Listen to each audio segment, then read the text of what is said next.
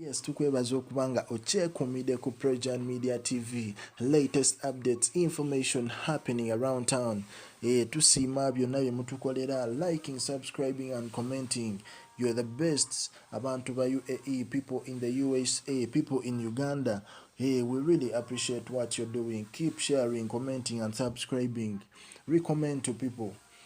Olwaleero nga tetukulwisiza nnyo tukuleetedde ebbaluwa ya mwana mulenzi Eddirisa Musuuza nga yanukula byonna ebigenda mu maaso eri famire ye. Emabega awo twalabye mukyala we yefuniddeyo omwami omulala agenda omukuba embaga era agenda okumwanjula nga 1 Novemba omwaka guno gwennyini.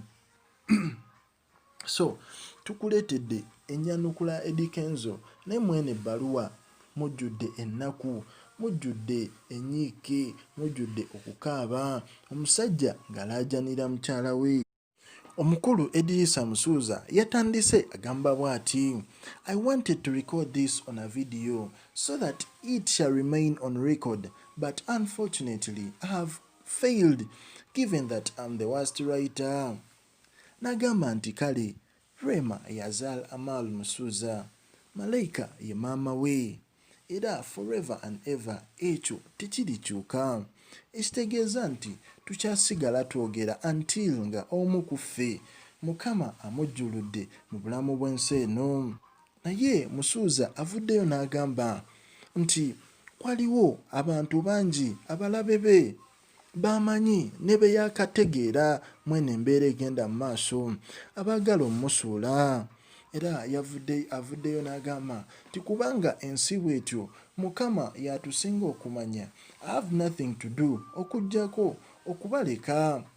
Agambye abalabe be bangi balwana bafa o making sure nti bamusuula.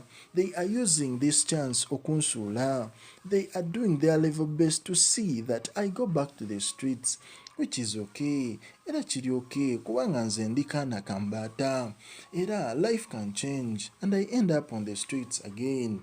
Awo nno byebyo kubanga tukirabyeko nga once abaaliko babilionia bazzeeyo ku zero kisoboka, and I can feel the efforts. Mukulu Eddirisa Musuuza akyatugamba amaanyi bakozesa mangi nnyo nga bw'okiwulira okunsuula era nga wulira. Naye I congratulate you people, you are winning banange. Maanyi gampedde nze nga Kenzo, ama fighter, a hustler mu kunoonya ssente, but simanyi byakulwana bantu. I don't think I can win this battle, honestly speaking. Musuuza yeeyongeddeyo n'atugamba mbu yadde ng'embeera eri bw'etyo nze sigenda kuvaayo nyanike maama w'abaana bange mu bantu for the sake of winning the battle. No, a big no. I won't give you what you want. Era mwogere paka we munaakoowa. Abantu abo boogedde, it is okay. At least nze nja kuva ku music and I do something else. Naye I won't tell you the secrets of my family. Musuuza agamba nti mu nsi teri atayagala kirungi. Ffenna tukolerera kubeera bulungi era tuba twagala ebintu ebirungi.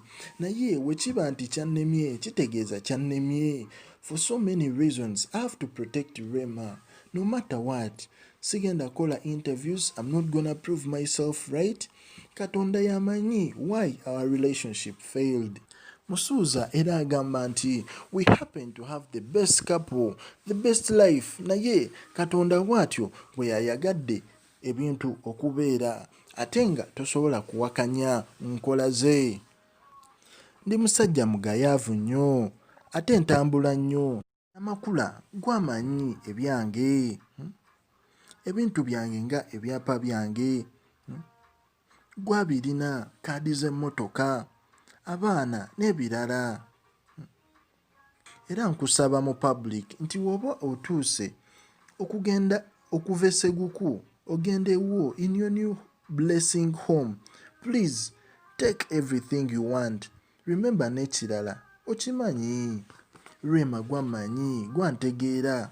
Nze ndi musajja atambula ennyo, ebintu byange biyinza okumbulako. Please keep them for me until I trust someone else again.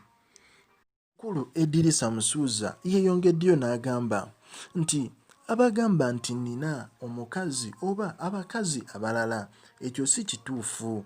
I'm single and not searching for some reasons. I congratulate you, Mr. Hamza. Yoga Sebo kubanga you're the man of her dreams. And you're the reason she made this big decision. Masha Allah, may the Almighty show you the way. Mal mwana waffe, she is a sister now to the Sebunyas.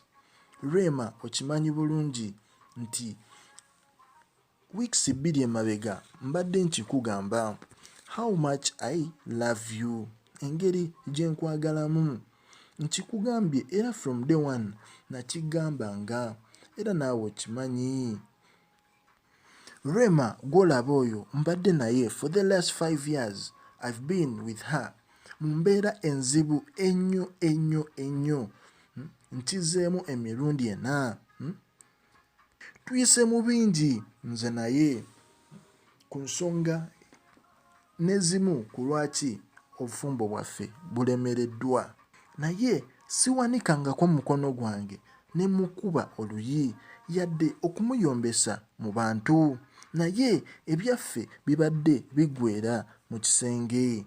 Rema Namakula tankwatirangako mu bwenzi ng'oggyeko ebigambo bye bazze bamugamba, naye nze tankwatirangako mu bwenzi. Omwana era gwe nnina gwe yansanga naye, era nga omwana oyo gwe nkyalina. Siyina mwana yenna bali, era nga be babaana be nnina ababiri ye Maya ne Amal. Rema oyo namusindikiriza okubeera better musician, wrote for her big hits and participated in production of hits that will stay forever. I'm not perfect, but I've tried my best.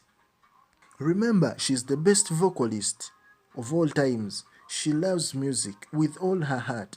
If you give her support, that will be the best feeling ever.